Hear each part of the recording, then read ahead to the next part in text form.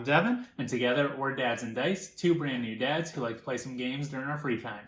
Yes, and we just got done with this awesome game of Raiders of the North Sea. It has been a while since we've really kind of gotten this one out. Yeah. Had to dust out the boxes and whatnot. But man, I love this game, right? This game is just, it's so well done. Mm-hmm. The way the worker placement really works, because it's not like you're really blocking spots, right? It's just you're blocking it for the first half of your turn. I don't know, the kind of point salad of victory points and just everybody can focus on kind of a different thing. I don't know. I completely love this game. Yeah, like you mentioned, the blocking, but not really. Like I really did feel like the first half of the game we were kind of here, right? Just kind of working our way up, building up to what we needed to.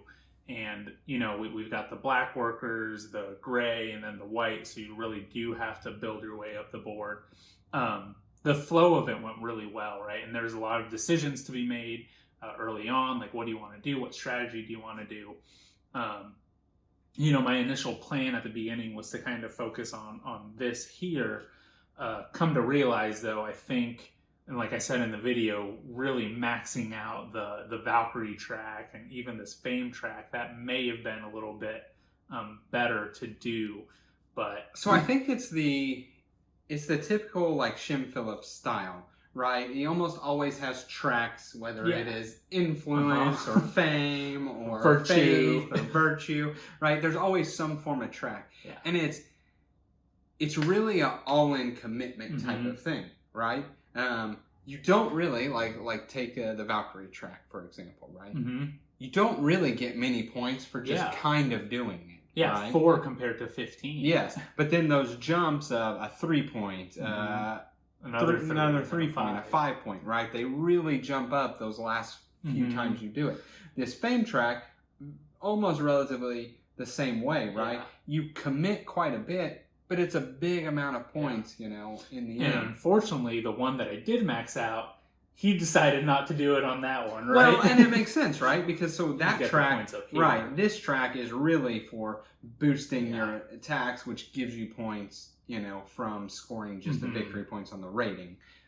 So that one does make sense. You'd still get some points, but I don't know. Man, there's so much about this game that I love, right? Like, one time flies by. I think both expansions, right? They add the perfect amount to not add too much complexity to the game, but just a little bit of something else, right? And I mean, the great thing with all of his games is the icons, right? They're the same for everything. Yes. So you add on the Fields of Fame and the other expansions, right? And it's just like, oh, I know what this symbol is, right? Like you said, it's not adding that complexity. It's just adding a little bit more to the game. Now, saying that, this expansion, I could go either way on it, right? Like, it does add the Jarls, it adds that little bit more, but it doesn't add too much more to the game, right? Like, the game works just fine. I think you do need this one. This one helps out a ton.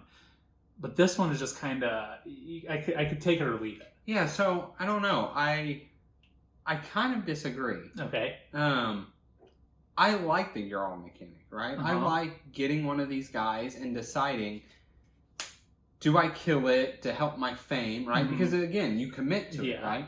Like, the truth is, you could have probably not committed to killing the Jarls and instead committed to recruiting them. They all have really high attacks, right? Whereas I went the opposite route. I committed to, I was pretty much killing them, boosting up my fame. I don't know. I think that Jarls are really interesting in that fact, right? You don't always, you go into it thinking, oh, I need to kill them, right? If I don't kill them, it's not the correct move. But they do add a different way to score victory points. They are extreme. They're higher than any card you can find in the Townfolk's deck, right? So I don't know. I think that they are completely, I don't know. I think they do add something very valuable to the game.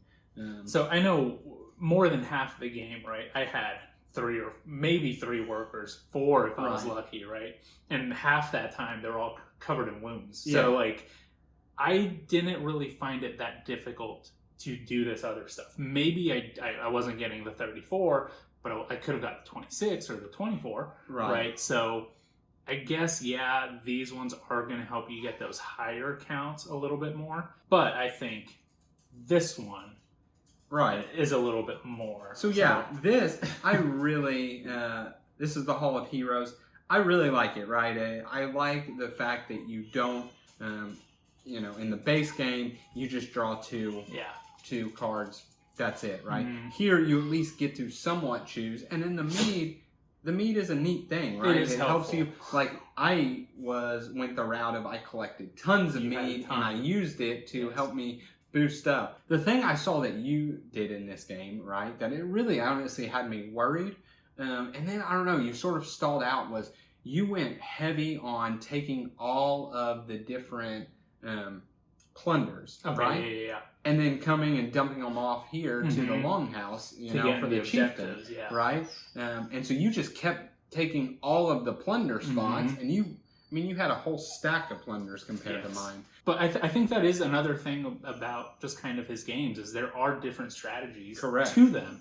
And if you pick the right one, if you stick to it, it is possible to win it many different ways. Right? Yeah. Like that's just what he does so great in general. Yeah. Right?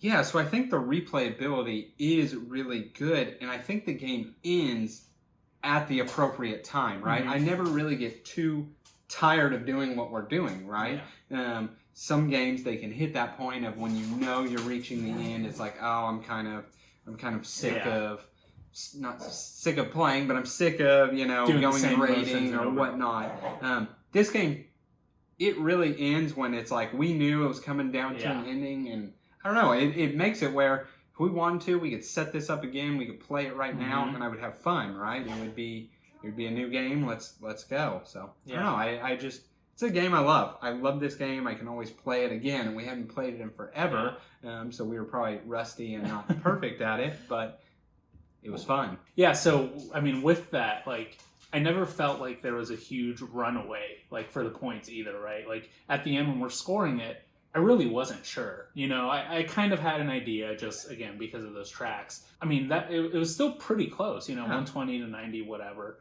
I know I could have definitely, if I would have gotten 2 more kills, it would have been a little bit closer. So there's no huge runaway. You don't really know, because there's so many different tracks. You can't add it all up like during the game, right? Like, there's no point in me just, I'm going to give up. There's no way. No, I completely agree. Because early on in the game, we kind of went through, we flopped at one point. Very early in the game, I was covered in wounds and had very worthless people. Worthless, but you know what I mean. And you didn't, and so you were hitting monasteries. I think I didn't go to a single monastery. It was all 4 of the monasteries were you, right? I wasn't really able to do that. You were going to monasteries, and your points were way ahead of me. But I just know in the natural flow of the game, right?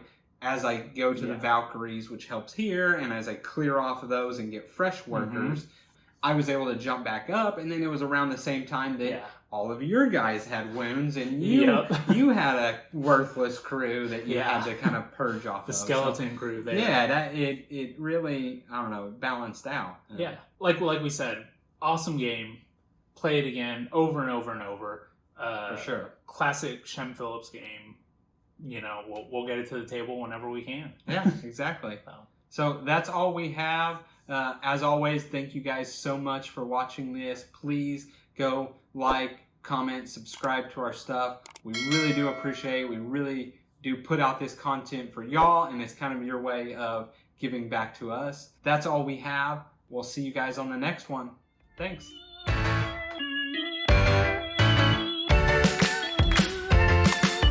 Yeah, and I mean, just I forgot what I was going to say. We lost it. Yeah. Thinking of it? I don't remember. No. I like to do things to know to edit it out, right? Okay, I remember.